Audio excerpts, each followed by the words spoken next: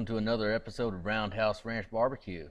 On this episode, I'm going to be doing some baby back ribs and showing you how to do the snake method using a rub sent to me by Daddy Dutch Barbecue and Cooking. Now we're going to prepare these ribs just the normal way you would anywhere else. We're going to go ahead and peel the membrane off of the back. We're going to spray just a little bit mustard, just squirt it on there and rub it around, get a nice small coat on it. And once you've got a nice even thin coat over the entirety of your ribs, and I do one side at a time, you're going to go ahead and take your rub and apply it generously over all sides of your ribs.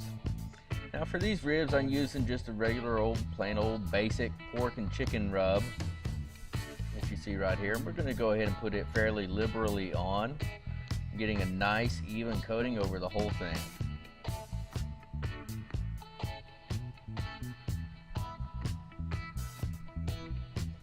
Now I'm going to switch and I'm going to add a little bit of extra rub. This is a rub that was sent to me from Daddy Dutch Barbecue and Cooking. It's a pepper mash mixture, the sweet and hot rub that he made. And it's got all sorts of peppers in it. I believe it's got some ghost peppers, some reapers, some jalapenos. It's got a little bit of everything in there. And I just wanted to try it out, so we went ahead and put some on both sides. Not a whole lot, just because I didn't want to make it too hot to eat.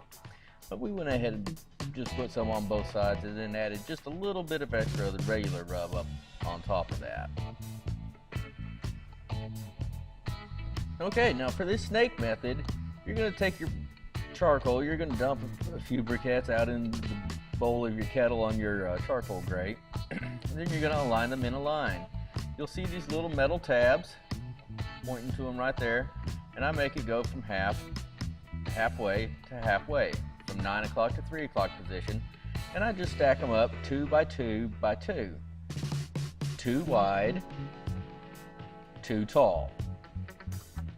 And I usually go halfway around the kettle. I can get a good 6, 7, sometimes even 8 hours out of that. And when I'm wanting smoke, I'll go ahead and put some chunks of wood on here. Now I normally wouldn't put this many for just a rack of baby back ribs. I wouldn't use anywhere near that much wood, but I was also smoking a chuck roast. I expected this to use every bit of 8 or 9 hours. And I wanted it to get smoked the whole time. To get it started, you just take about 12 briquettes, put them in your chimney, start them up. Now we're going to go ahead and do my normal wrapping process on these ribs. They've been on the kettle now for about 2 hours, 2.5 hours. You see they're looking good. I like the way the bark's set on them. And I just use a normal wrap of brown sugar, butter, and a little bit of honey. Once we get those ribs put down on top of that, just like that, we pour a little bit of apple juice in there with them and wrap them up nice and tight, throw them back on for another couple hours. You guys know how to do this. You've seen me do it before.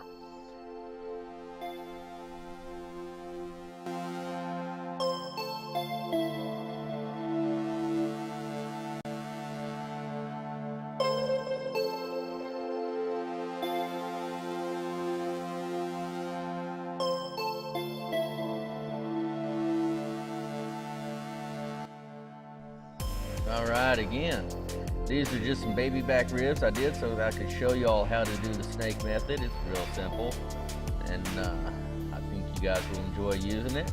And again, I'd like to say thank you again to Daddy Dutch Barbecue and Cooking for sending me this pepper rub that he made. It was absolutely fantastic. Thank you guys.